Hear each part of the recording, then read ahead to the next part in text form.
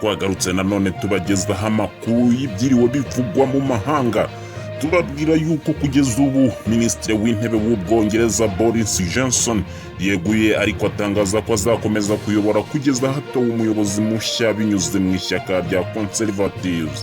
Ni nyuma y'inkundura ikomeye y'abaminisitiri yo kumweguza n'amajwi arimo y'inkoramutima ze zabimuhatiraga.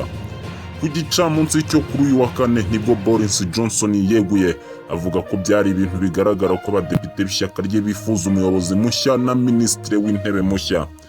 Boris weguye ku mwanya wa Minisitiri w'Intebe nyuma y'amasaha make yeguye ku buyobozi bw'ishyaka ry'abagendera ku mahame ya kera aribo Conservative. Yavuze ko mu cyumweru gitaha aribwo hazatangaza ingengabihe yo guhitamo Minisitiri w'Intebe mushya. Yavuze ko byamutwaye igihe kirekire ngo afate iki cyemezo kuko yaragitsimbaraye ku guha abaturage ibyo yabasezeranyije. Amakuru Mashya TV, kanda handitse subscribe niba utarabikora, uraduteye inkunga yo kujya tukugezaho amakuru mashya buri gihe.